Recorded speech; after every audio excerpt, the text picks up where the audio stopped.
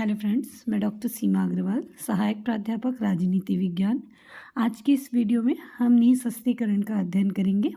निःशस्त्रीकरण क्या है, इसकी क्या आवश्यकता है और निःशस्त्रीकरण के लिए अब तक क्या क्या प्रयास किए गए हैं। युद्ध और शस्त्रीकरण जो है वो मानवता के सबसे बड़े और सबसे खतरनाक शत्रु हैं। वर्तमान युग में मनुष्य जो है वो बारूद के ढेर पर खड़ा हुआ है और कहीं से भी अगर एक चिंगारी उठती है तो वो पूरी मानव जाति को समाप्त कर सकती है। इसीलिए विश्व शांति हेतु जितने भी प्रयास किए जाते हैं उन्हीं के अंतर्गत निःशस्त्रीकरण भी एक प्रयास है मानव जाति को बचाए रखने के लिए, क्योंकि आज विश्व के समक्ष केवल एक ही ऑप्शन है कि विश्व में शांति बनी रहे, तभी मानव जाति की रक्षा की जा सकती है। द्वितीय विश्व युद्ध में जितनी भयावहता हुई थी, द्वितीय विश्व युद्ध में जो कुछ नुकसान हुआ था, उसकी तुलना में अगर हम ये देखें कि अगर भविष्य में तृतीय विश्व युद्ध होता है तो तृतीय विश्व युद्ध द्वितीय विश्व युद्ध से भी ज़्यादा खतरनाक होगा और मानव जाति समूल में नष्ट हो जाएगी। और इसीलिए आइंस्टाइन ने कहा था कि अगर तृतीय विश्व युद्ध होता है तो आगामी होने वाला कोई भी युद्ध जो है पत्थर और लाठियों से लड़ा जाएगा। मतलब ये था कि तृतीय विश्व युद्ध में मानव जाति समूल में नष्ट हो जाएगी और पुनः जो है जीव की उत्पत्ति और फिर से जो है मानव जीवन की उत्पत्ति होगी और फिर से मनुष्य उसी युग में चला जाएगा जहाँ से वो विकास के इस चरण तक पहुँचा है। शस्त्रीकरण के क्षेत्र में होने वाली जो प्रगति है उसने आज संपूर्ण मानवता को खतरे में डाल दिया है, जीवन और मौत के चौराहे पर लाकर इनको खड़ा कर दिया है। विध्वंसकारी शस्त्रास्त्रों के क्षेत्र में वैज्ञानिक आविष्कारों ने इतनी ज़्यादा प्रगति कर ली है कि संपूर्ण विश्व को चंद सेकंडों में पूर्णतः विनाश किया जा सकता है। हिरोशिमा और नागासाकी पर कहर बरसाने वाले जो अणु बम हैं उनसे कई हजारों गुना अधिक शक्तिशाली बमों का निर्माण अब हो चुका है। ऐसी स्थिति में यदि फिर से विश्व युद्ध छिड़े तो सारा संसार राख के ढेर में परिणित हो जाएगा। लगभग संपूर्ण मानव जाति का पृथ्वी से नामो निशान मिट जाएगा और यदि कुछ बच भी गया, कुछ लोग अगर उसमें बच भी जाते हैं तो वो अणु आयुधों के प्रयोग से निकलने वाले जो रेडियो विकर्ण हैं उन तत्वों के कारण गल गल कर मरेंगे, जो कि युद्ध से भी ज़्यादा भयानक और दर्दनाक होगा। इस संबंध में लॉर्ड ग्रे ने लिखा है, यदि सभ्यता शस्त्रास्त्रों का नाश नहीं कर सकती तो शस्त्रास्त्र सभ्यता का नाश अवश्य ही कर देंगे। ऐसी परिस्थिति का एकमात्र उपचार शस्त्र नियंत्रण और निःशस्त्रीकरण है। अब ये शस्त्र नियंत्रण और निःशस्त्रीकरण दो शब्द आए हैं, तो इन दो शब्दों में क्या अंतर है हम ये देख लेते हैं। शस्त्र नियंत्रण और निःशस्त्रीकरण में मामूली अंतर है, थोड़ा सा अंतर है। निःशस्त्रीकरण का तात्पर्य होता है कि राष्ट्रों के पास शस्त्रास्त्र बिल्कुल भी ना हो और इसका संबंध जो है मुख्य रूप से वर्तमान के अणु शस्त्रास्त्रों से है, परमाणु शस्त्रास्त्रों से है, जो परंपरागत शस्त्रास्त्रों से काफ़ी खतरनाक होते हैं। शस्त्र दो प्रकार के होते हैं, एक परंपरागत शस्त्र और दूसरे ये परमाणु अस्त्र। परंपरागत शस्त्र बहुत ज़्यादा खतरनाक नहीं होते, परमाणु शस्त्र जो है बहुत ज़्यादा खतरनाक होते हैं। शस्त्र नियंत्रण का तात्पर्य होता है वर्तमान में उपलब्ध शस्त्रास्त्रों में मात्रात्मक एवं गुणात्मक कटौती से तथा भविष्य में नए हथियारों के उत्पादन पर रोक से। मतलब शस्त्रीकरण और निःशस्त्रीकरण में मामूली अंतर है। निःशस्त्रीकरण का मतलब होता है कि पूरी तरह से शस्त्रों का अंत कर दिया जाए, शस्त्र बिल्कुल भी ना हो। मार्गिंथु ने इस संबंध में कहा है कि निःशस्त्रीकरण सभी या कुछ शस्त्रों में कमी लाना या उन्हें पूर्णतया समाप्त करना है ताकि शस्त्र प्रतियोगिता समाप्त हो सके। शाब्दिक अर्थ की दृष्टि से अगर हम देखें तो निःशस्त्रीकरण का मतलब होता है शारीरिक हिंसा के प्रयास के समस्त भौतिक और मानवीय साधनों का उन्मूलन। मतलब ऐसे सारे साधन जो किसी भी तरीके से शारीरिक हिंसा में प्रयुक्त किए जाते हैं उनका जो है खात्मा। निःशस्त्रीकरण एक कार्यक्रम है जिसका उद्देश्य शस्त्रों के अस्तित्व और उनकी प्रकृति से उत्पन्न कुछ विशिष्ट खतरों को कम करना अथवा समाप्त कर देना है। शस्त्र जैसे कि मैंने बताया कि दो प्रकार के होते हैं, परंपरागत और आणविक शस्त्र। परंपरागत शस्त्र जो हैं उनको पूरी तरह से समाप्त करना संभव नहीं है। और ये बहुत ज़्यादा घातक भी नहीं है। परंपरागत शस्त्र जो है वो हमेशा से मनुष्य के साथ रहे हैं और आगे भी रहेंगे, उनका पूर्ण खात्मा करना संभव नहीं है। लेकिन आणविक शस्त्र जो है वो मानवता का पूरा विनाश कर सकते हैं, बहुत ज़्यादा खतरनाक होते हैं। और निःशस्त्रीकरण जो है इन परंपरागत शस्त्रों का जो है कि उन्मूलन पर ज़्यादा ध्यान न देकर उनकी सिर्फ एक सीमा निर्धारण पर बात करता है और उसका मुख्य उद्देश्य आणविक निःशस्त्रीकरण से है, आणविक शस्त्रों को समाप्त करने से है। अर्थात समस्त आणविक शस्त्रों को समाप्त कर देना ही निःशस्त्रीकरण है। निःशस्त्रीकरण एक ऐसा कार्यक्रम है जिसका उद्देश्य शस्त्रास्त्रों को समाप्त कर युद्ध की प्रवृत्ति को रोकने और उसकी भयंकरता को कम करना है। अब हम देख लेते हैं निःशस्त्रीकरण की आवश्यकता, महत्व व औचित्य, या निःशस्त्रीकरण को हम क्यों आवश्यक मानते हैं। तो इसके लिए कई सिद्धांत दिए गए हैं, जिसमें पहला सिद्धांत है शांति सिद्धांत। शस्त्रीकरण युद्ध की संभावना को आमंत्रित करता है, अर्थात शस्त्र होने से युद्ध होने का खतरा बढ़ जाता है। शस्त्रीकरण की दौड़ में राष्ट्रों के पास शस्त्रास्त्रों का विशाल भंडार एकत्रित हो जाता है। शस्त्रास्त्रों की यह शक्ति प्रदर्शन व युद्ध को प्रेरित करती है। कहने का मतलब ये है कि अगर हथियार हैं, शक्ति है, तो शक्ति प्रदर्शन जो है आवश्यक हो जाता है। और जो राजनेता होते हैं या राष्ट्र प्रमुख होते हैं वो शक्ति प्रदर्शन करते हैं। शस्त्र संपन्न राष्ट्र जो में अहंकार भी आ जाता है और वह दूसरे राष्ट्रों को तुच्छ समझने लगता है। आइनस क्लाड ने इस संबंध में कहा था, शस्त्र सज्जा राजनेताओं को युद्ध करने के लिए लालायित कर देती है, अतः अगर निःशस्त्रीकरण होगा तो उससे शांति स्थापित होगी। दूसरा है निःशस्त्रीकरण का आर्थिक सिद्धांत। शस्त्रीकरण जो है वो लोक कल्याणकारी कार्यों के मार्ग को अवरुद्ध करती है, क्योंकि शस्त्रों के निर्माण में और उसके विकास में काफ़ी बड़ी धनराशि खर्च हो जाती है। यदि सारे राष्ट्र जो शस्त्रास्त्रों में खर्च करते हैं उस धन को इकट्ठा कर लिया जाए और उस धन के केवल कुछ अंश को ही समाज उपयोगी और लोक कल्याणकारी कार्यों में खर्च किया जाए तो इस पृथ्वी को स्वर्ग की भांति आकर्षक और खुशहाल बनाया जा सकता है। अर्थात शस्त्र निर्माण में धन का अधिक अपव्यय होता है। तीसरा, निःशस्त्रीकरण का नैतिक सिद्धांत। नैतिक सिद्धांत ये कहता है कि युद्ध एक बुराई है और इसलिए युद्ध की सामग्री भी एक बुराई है। अर्थात अगर आपको युद्ध करना ही नहीं है तो युद्ध से संबंधित सामग्री रखना भी क्या है, अपने आप में एक बुराई है। शस्त्रास्त्रों का अस्तित्व युद्ध को निमंत्रण देता है, मतलब जिसकी नीयत होगी युद्ध करने की वही हथियार रखेगा, युद्ध की नीयत नहीं है तो वो हथियार नहीं रखेगा। इसीलिए निःशस्त्रीकरण के माध्यम से इस बुराई को रोका जा सकता है। निःशस्त्रीकरण का नैतिक सिद्धांत यही कहता है कि हथियारों का अस्तित्व युद्ध को निमंत्रण देता है, इसीलिए युद्ध को निमंत्रण देने वाले इस साधन का ही अंत कर देना चाहिए। चौथा है पर्यावरणीय सिद्धांत। जितने भी शस्त्र परीक्षण किए जाते हैं, खास तौर से परमाणु परीक्षण, वो जो है पर्यावरण को नुकसान पहुंचाते हैं। लंबे समय तक ये मनुष्य को प्रभावित करते हैं, उनके जो है क्या कहना चाहिए, शरीर को प्रभावित करते हैं, मस्तिष्क को प्रभावित करते हैं।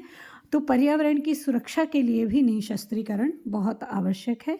इसके अलावा आणविक संकट से बचाव। आणविक और रासायनिक युद्ध से बचाव का एकमात्र उपाय निःशस्त्रीकरण ही है। आणविक शस्त्र आज सभी राष्ट्रों के मन को आतंकित किए हुए है। सबके मन में ये आतंक रहता है कि कहीं से कोई राष्ट्र जो है आणविक हथियारों का प्रयोग ना कर दे। इसके अलावा निःशस्त्रीकरण के माध्यम से उपनिवेशवाद और साम्राज्यवाद का भी अंत होता है, क्योंकि युद्ध अगर होता है तो वो अंतोदगत्वा उपनिवेशवाद और साम्राज्यवाद का कारण बनते हैं। इसलिए न युद्ध होगा और ना ही उपनिवेशवाद और साम्राज्यवाद होगा। इसीलिए कहा जाता है कि निःशस्त्रीकरण के माध्यम से उपनिवेशवाद और साम्राज्यवाद का अंत किया जा सकता है। अब हम देख लेते हैं कि निःशस्त्रीकरण के लिए क्या क्या प्रयास किए गए हैं।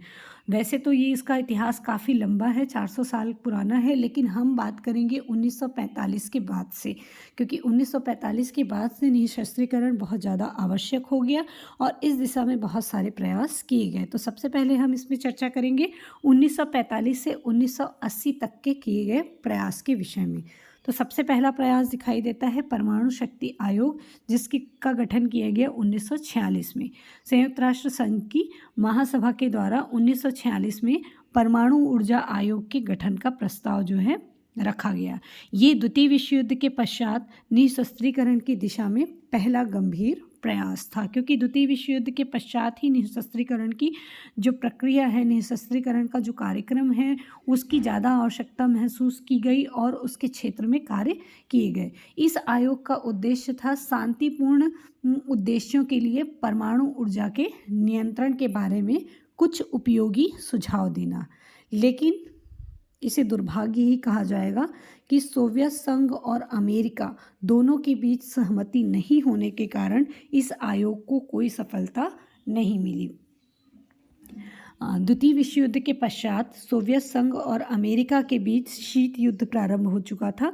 अमेरिका और सोवियत संघ दोनों ही अलग अलग विचारधाराओं वाले राष्ट्र थे और दोनों ही एक दूसरे के खिलाफ थे। तो ये जो शीत युद्ध काफ़ी लंबा चला। इन दोनों देशों के बीच जो तनाव की स्थिति थी, उसने निःशस्त्रीकरण के कार्यक्रम को भी लगातार प्रभावित किया। दूसरा था परंपरागत शस्त्रों के लिए आयोग।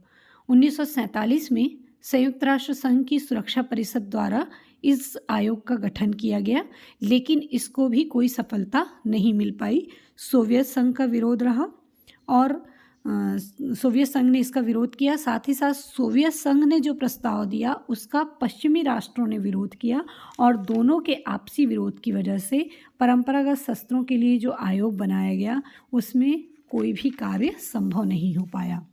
तीसरा था निःशस्त्रीकरण आयोग 1952। ये जो दोनों आयोग की असफलता रही, परमाणु शक्ति आयोग और परंपरागत शस्त्रों के लिए जो आयोग बनाए गए, दोनों ही असफल हुए। इन दोनों की असफलता के बाद दोनों कार्यक्रम को एकीकृत करने के उद्देश्य से 1952 में संयुक्त राष्ट्र संघ की सामान्य सभा द्वारा निःशस्त्रीकरण आयोग का गठन किया गया।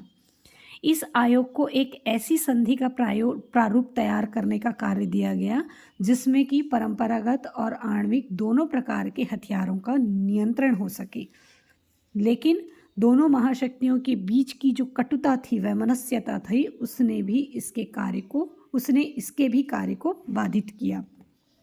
अगला, शांति के लिए अणु योजना 1953।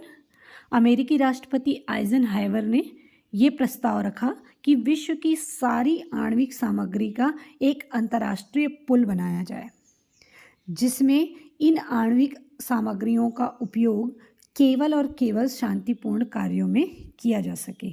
लेकिन हमेशा की तरह सोवियत संघ ने अमेरिका के इस प्रस्ताव को अस्वीकृत कर दिया। उसके बाद फ्रांस और इंग्लैंड की योजना आई। 1954 में फ्रांस और इंग्लैंड ने एक त्रिस्तरीय निःशस्त्रीकरण की योजना प्रस्तुत की, जिसमें नियंत्रक अभिकरण की स्थापना व उसके कार्यों का निरीक्षण शामिल था। सोवियत संघ ने इसका भी विरोध कर दिया। अगला सोवियत प्रस्ताव आया 1955 में। सेनाओं को वर्तमान स्तर पर अवरुद्ध करने का प्रस्ताव जो है सोवियत संघ ने रखा। ये जो है फ्रांस और इंग्लैंड की जो योजना थी, जिसको एंग्लो फ्रांस प्रस्ताव कहा जाता है, लगभग उसी की ही तरह था। लेकिन अब की बार अमेरिका ने सोवियत संघ के इस प्रस्ताव को अस्वीकृत कर दिया। नेक्स्ट था जिनेवा शिखर 1955, खुला आकाश योजना। 1955 में फ्रांस, ब्रिटेन, सोवियत संघ और संयुक्त राज्य अमेरिका के शासनाध्यक्षों का एक सम्मेलन जिनेवा में हुआ। अमेरिका ने खुला आकाश योजना प्रस्तुत की, जिसमें दोनों देशों अर्थात अमेरिका और सोवियत संघ द्वारा अपनी सामरिक जानकारी दिए जाने और इस कार्य का परीक्षण हवाई सर्वेक्षण द्वारा किया जाना प्रस्तावित था। सोवियत संघ ने इसमें जो है एक शर्त और रखी कि जितने भी शस्त्रास्त्र हैं उनमें कमी की जानी चाहिए। अमेरिका ने उसके इस प्रस्ताव को अस्वीकृत कर दिया और यही कारण है कि ये योजना भी असफल हो गई।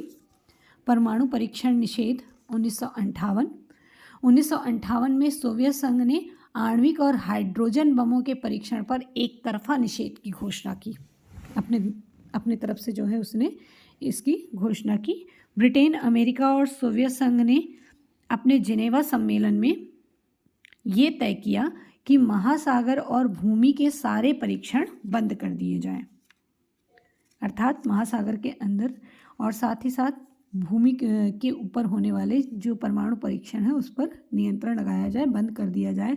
लेकिन जब ये वार्ता चल ही रही थी, जिनेवा की वार्ता जो है जारी थी, और उसी दौरान सोवियत संघ ने परमाणु परीक्षण भी कर दिया, और इस प्रकार से वार्ता के दौरान ही इसके द्वारा परीक्षण किए जाने से ये प्रयास भी असफल रहा।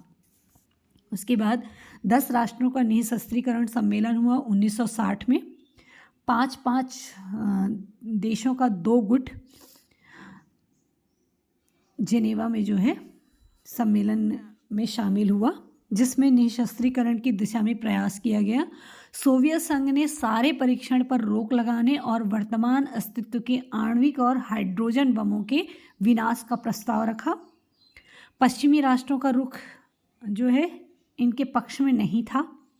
उन्होंने जो है अपने कुछ अलग प्रस्ताव दिए। उन्होंने कहा कि विस्तृत शस्त्र नियंत्रण होना चाहिए, सामूहिक सुरक्षा होनी चाहिए, परमाणु युद्ध के विरुद्ध जो है सुरक्षा की योजना होनी चाहिए, और इनके द्वारा जो है प्रस्तुत ये योजना जो थी उसको सोवियत संघ ने ठुकरा दिया। कहने का मतलब ये है कि सोवियत संघ ने जो प्रस्ताव रखा उसको पश्चिमी राष्ट्रों ने ठुकरा दिया, पश्चिमी राष्ट्रों ने जो योजना दी उसको सोवियत संघ ने ठुकरा दिया। कुल मिलाकर ये सम्मेलन भी सफल नहीं रहा। 18 राष्ट्रों का निःशस्त्रीकरण सम्मेलन हुआ 1962 में। इसमें अब जो दोनों महाशक्तियाँ थीं उसके अलावा तटस्थ राष्ट्रों को भी शामिल किया गया। जिनेवा में ये सम्मेलन आयोजित हुआ और दोनों महाशक्तियों ने इसमें अपनी अलग अलग योजनाएं बताई। अमेरिका ने कहा कि 3 वर्ष में जो है 30% की कटौती परंपरागत अस्त्रों और परमाणु अस्त्रों में की जाए। सोवियत संघ ने कहा कि 4 वर्ष में पूर्ण निःशस्त्रीकरण किया जाए और इसके लिए जो है अंतर्राष्ट्रीय नियंत्रण स्थापित किया जाए। तटस्थ राष्ट्रों ने कहा कि एक वैज्ञानिक आयोग निर्माण किया जाए। लेकिन जो दोनों महाशक्तियों के बीच जो मतभेद था उसके चलते ये सम्मेलन भी सफल नहीं हो पाया। उसके बाद आंशिक परीक्षण निषेध संधि हुई 1963 में। 3 अगस्त 1963 को अमेरिका, ब्रिटेन और सोवियत संघ ने आंशिक परीक्षण रोक संधि पर हस्ताक्षर किया, जो शस्त्र नियंत्रण की दिशा में किए गए अब तक के प्रयासों में सबसे महत्वपूर्ण कदम था। अब तक सिर्फ चर्चा होती रही, आयोग बनते रहे, लेकिन उसको कोई सफलता नहीं मिली थी। पहली बार 1963 में एक संधि जो है इनके बीच हो पाई। इस संधि के द्वारा ये निश्चित किया गया था कि इसके जो पक्षकार राष्ट्र होंगे वो अपने अधिकार क्षेत्र या नियंत्रणाधीन किसी भी जगह पर परमाणु विस्फोट करने या किसी प्रकार उसके क्रियान्वयन में भाग लेने से दूर रहेंगे। लेकिन इस संधि में भी कुछ कमियां थी, जैसे भूमि के अंदर के विस्फोट पर रोक नहीं लगाई गई थी, परमाणु शस्त्रों की बिक्री पर कोई रोक नहीं लगाई गई थी, मतलब आधा अधूरा सा था ये। उसके बाद जॉनसन योजना आई। 1966 में अमेरिकी राष्ट्रपति जॉनसन द्वारा आणविक शक्ति के शांतिपूर्ण उपयोग का प्रस्ताव रखा गया, लेकिन अमेरिकी राष्ट्रपति जॉनसन की इस योजना को बाकी के राष्ट्रों ने जो है अस्वीकृत कर दिया। अगला है बाह्य अंतरिक्ष संधि 1967। उपग्रह तकनीक के विकास के साथ साथ अब अंतरिक्ष में कहीं परमाणु जो है कंपटीशन शुरू ना हो जाए, परमाणु हथियारों का प्रसार शुरू ना हो जाए, इस चीज़ से बचने के लिए 1966 में संयुक्त राष्ट्र संघ ने ये प्रस्ताव किया कि बाह्य अंतरिक्ष जो है वो सारी मानव जाति की संपत्ति है, अर्थात बाह्य अंतरिक्ष में इस प्रकार की प्रतिस्पर्धा नहीं होनी चाहिए, परमाणु हथियारों का जो है वहाँ पर प्रसार नहीं होना चाहिए, उसका केवल शांतिपूर्ण उपयोग होना चाहिए और ज्ञान का आदान प्रदान होना चाहिए और इस ज्ञान का लाभ सभी राष्ट्रों को मिलना चाहिए और इन सारी गतिविधियों का समन्वय संयुक्त राष्ट्र संघ करेगा, ये तय हुआ। इस प्रस्ताव पर सभी राष्ट्र सहमत हुए और अमेरिका और सोवियत संघ ने भी इस संधि को स्वीकार कर लिया। उसके बाद आया परमाणु अप्रसार संधि, जिसको NPT भी कहा जाता है। 13 जून 1968 को यूएनओ की महासभा ने इस संधि के मसौदे को स्वीकार किया। अमेरिका, सोवियत संघ और अन्य राष्ट्रों के द्वारा इस पर हस्ताक्षर करने के बाद 5 मार्च 1970 को इसको लागू किया गया। इसके जो प्रावधान थे वो कुछ इस प्रकार से थे। पहला ये था कि जितने भी परमाणु शक्ति संपन्न राष्ट्र हैं वो परमाणु शक्ति विहीन राष्ट्रों को अस्त्र प्रदान करने में सहयोग नहीं करेंगे। मतलब जितने भी राष्ट्र पहले से परमाणु शक्ति संपन्न बन चुके हैं वो किसी भी दूसरे राष्ट्र को परमाणु शक्ति संपन्न बनने में मदद नहीं करेंगे। गैर आणविक जो भी राष्ट्र होंगे जिसने इस संधि पर हस्ताक्षर किया है वो शांतिपूर्ण प्रयोग के लिए ज्ञान और सामग्री जो है वो आणविक राष्ट्रों से प्राप्त कर सकेंगे। तीसरी चीज़ थी आणविक राष्ट्र और गैर आणविक राष्ट्रों को आणविक हमले से सुरक्षा प्रदान करेंगे। मतलब जितने भी आणविक राष्ट्र हैं वो ऐसे राष्ट्रों को जो इस संधि पर हस्ताक्षर करते हैं और उनके पास परमाणु हथियार नहीं है, उनमें अगर हमला होता है, आणविक हमला होता है, तो ये आणविक राष्ट्र उनकी मदद करेंगे। इसके अलावा चौथी योजना ये थी कि गैर आणविक राष्ट्र अपने अपने आणविक संस्थानों के निरीक्षण की सहमति देंगे। मतलब ऐसे राष्ट्र जहाँ पर आणविक हथियार नहीं बने हैं वहाँ पर जो है क्या होगा, समय समय पर निरीक्षण किया जाएगा और ये कार्य अंतर्राष्ट्रीय परमाणु शक्ति अभिकरण के द्वारा किया जाएगा। चूँकि ये पूरी भेदभावपूर्ण नीति थी, परमाणु शक्ति संपन्न राष्ट्र ये चाहते थे कि जो राष्ट्र परमाणु शक्ति संपन्न नहीं है वो परमाणु शक्ति संपन्न ना बन पाए और इनका वर्चस्व बना रहे। इनकी भेदभावपूर्ण नीति के चलते ही भारत, चीन, फ्रांस, अर्जेंटीना, ब्राज़ील और पाकिस्तान ने इस पर हस्ताक्षर नहीं किया।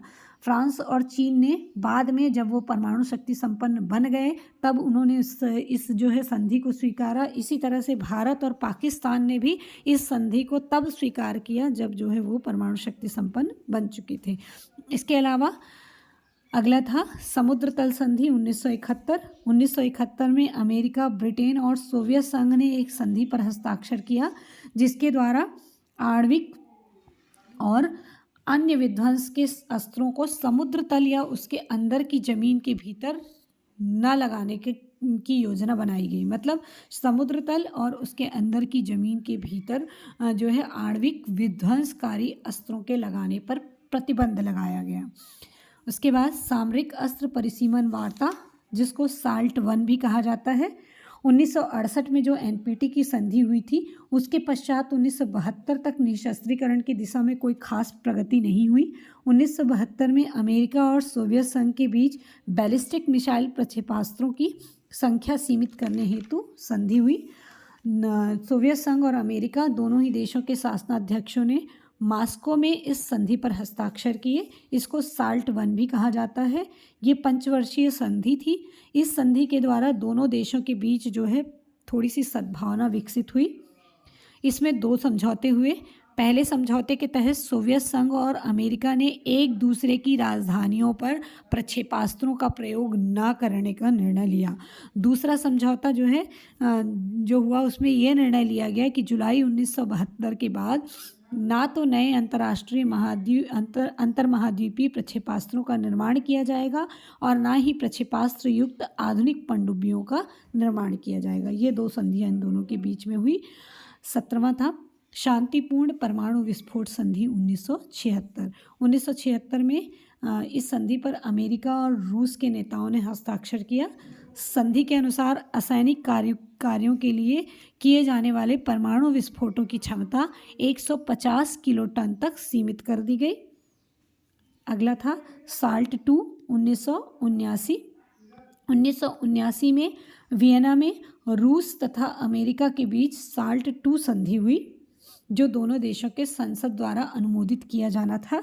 लेकिन इसी दौरान अफ़गानिस्तान पर सोवियत संघ ने सैनिक हस्तक्षेप कर दिया और अफ़गानिस्तान पर सोवियत सैनिक हस्तक्षेप के कारण अमेरिकी राष्ट्रपति कार्टर ने SALT II के अनुमोदन को स्थगित कर दिया। ये था 1980 तक निशस्त्रीकरण की दिशा में किए गए प्रयास। धन्यवाद।